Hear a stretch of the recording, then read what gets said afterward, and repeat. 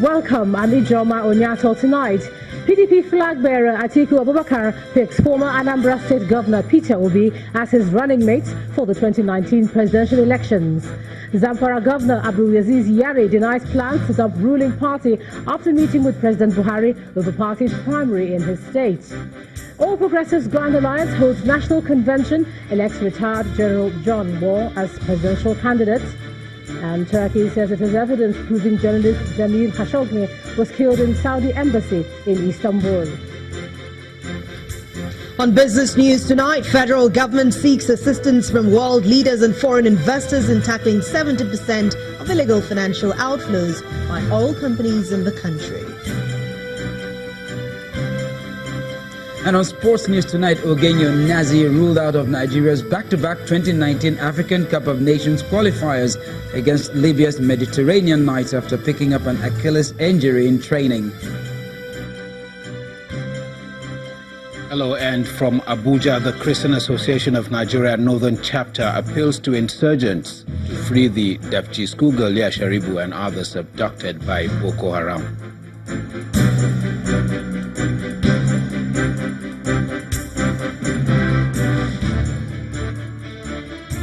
We begin tonight with the emergence of a former Anambra State Governor Pt.1 as the running mate to the People's Democratic Party's presidential candidate Atiku Abubakar for the 2019 presidential election.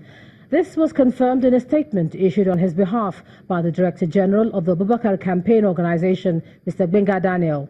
According to the statement, quote, Mr. Obi's choice was largely influenced by his youthfulness, vast knowledge of global and local economics, as well as being a financial expert, all experience which Nigeria is in great need of at this point in time. This ticket will be able to steer our nation back on the path of progress, economic prosperity and unity, end of quote. Mr. Obi served as a two-term governor of Anambra State between 2007 and 2014. He's a former banker and also a graduate of several national and international institutions like the Lagos Business School, Harvard Business School, London School of Economics, Oxford University and Cambridge. He served in various other positions in government and politics, including member, Presidential Economic Management Team, Vice Chairman, Nigeria Governors Forum, and Chairman, Southeast Governors Forum. Meanwhile, with only a few months before the end of the 8th legislature, the National Assembly may have buried political differences with a view to giving President Muhammadu Buhari full support. The Senate leader, Ahmed Lawan, who was at the presidential villa, says the legislators will instead unite to work for Nigerians. Also at the villa, President Buhari met with some APC governors, including Abdulaziz Yari of Zamfara, who explained the APC primaries in his state, and members of the Association of National Accountants of Nigeria. Our State House correspondent Ibrahim Adra reports.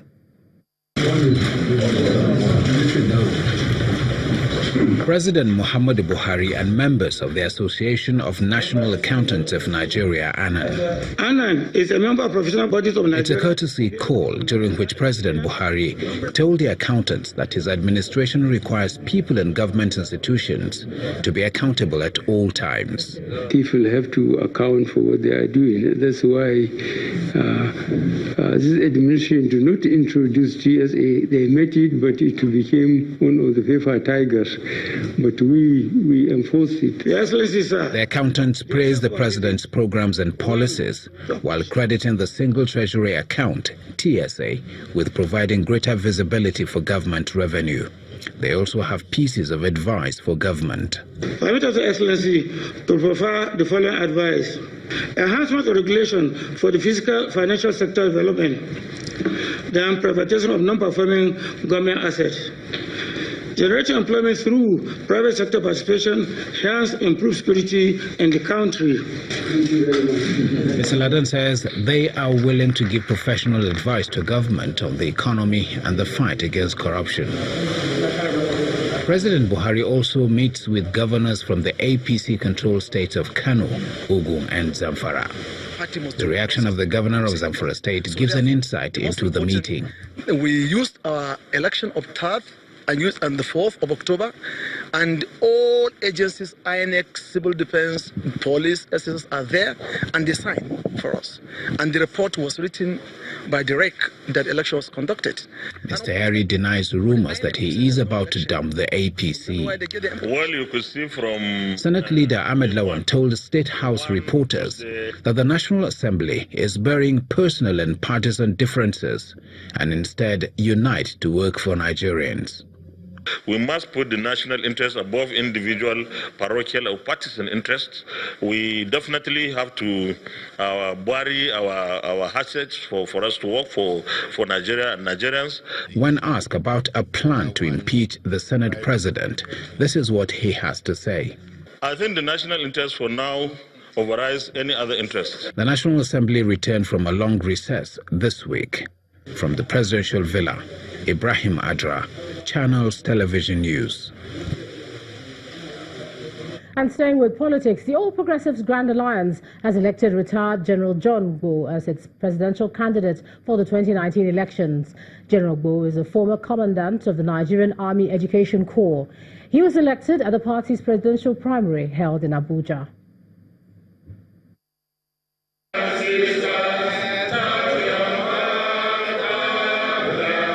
Members of the All Progressives Grand Alliance at a special convention to elect their presidential flag bearer for the 2019 general elections.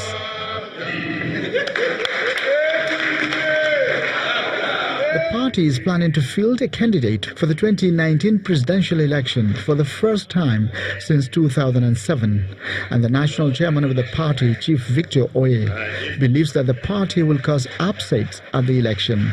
This party will spread surprises across Nigeria. APGA will become a viable alternative. You understand? Everything in life has its time and season. Yes. The season for APGA to shine is now. In an unanimous voice vote, the delegates adopted the sole presidential aspirant, General John Gbo, as the flag bearer for the 2019 general elections. Mr. Jerry Chukwupe was named as his running mate. General Gbo, who unveiled a 5-point agenda, promised to transform the nation. We are going to restructure Nigeria, and our own restructuring will not be based on the regionalism or political nationalism, political restructuring. It will be based on establishment of economic entities that are viable, that are sustainable, and are competitive, and all the federating units of that within the restructured entities will exploit their own resources within the land, below the land, on surface of the land, for the well-being of their people. The party is fielding governorship candidates in all the 36 states of the federation, and it is confident of winning in 8 states at the 2019 general election. From politics to industrial agitations, textile workers in Kaduna State, northwest Nigeria, have staged a protest demanding urgent action from the government to revive the various textile factories across the country. They were led by the President of the National Union of Textile and Garment Workers of Nigeria, John Adaji, and General Secretary Issa Aremu. The workers want the government to establish a ministry that will be solely in charge of textile development in the country. They also vowed to vote for any candidate that has a genuine blueprint to revive the textile sector. Nigerians must make sure that we make the clothes that we wear, and we produce what we consume. Nigeria must stop exporting raw cotton and at the same time importing finished textiles from China, Europe, and America. This is unacceptable. Today, our country has close to 200 million population. Millions of our youth have no jobs. But in the 60s, 70s, KTL alone was employed close to 5,000 direct workers. In fact, UNTL was employed close to 10,000 workers. That's why in those days we never knew youth unemployment. And there was no crime, no kidnapping, no robbery. because youth were gainfully employed. What our leaders did in the 60s, 70s, 80s, our governors today must do similar things. And as we will not vote for any governor or any even that do not show practical way on how to revive textile industry. Meanwhile, the recent protest by the National Assembly workers over alleged unpaid salaries is another reminder of the face-off between the federal and state governments on one hand and Labour on the other over wages and welfare of civil servants. Both parties have also been meeting to reach an agreement on increasing the basic minimum wage, which currently stands at 18,000 naira. In this report, our correspondent Orelu Ashonibare examines both sides of the issue. If there are two words that the Nigerian worker holds sacred, there will most likely be minimum wage.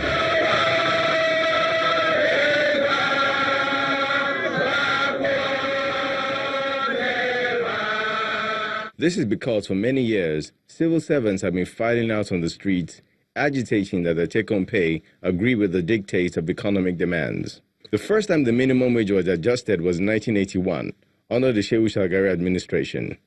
It has increased several times after that, but only after the nation is almost paralyzed due to threats and shutdowns by the labor unions.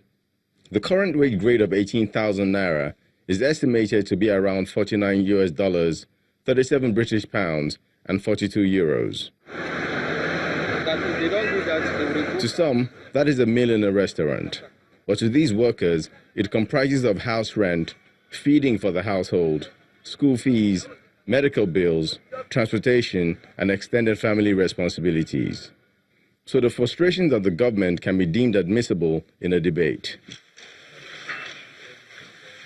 On the federal government side, it might present in its defense how it is saddled with high cost of governance from the take-home pay of members of the National Assembly to numerous aides of the ministers and the presidency, the cost of foreign trips, which may include majority of the aides, ministers, and governors tagging along. All that we have said as governors and all we have said is that let wages be paid according to the capacity of the state. The state governments also present an argument similar to that of the federals. As it stands, about 23 states are owing workers months of salaries. What makes it more crushing for the civil servants is that during political campaigns, the promise of better wages is always used to bait them.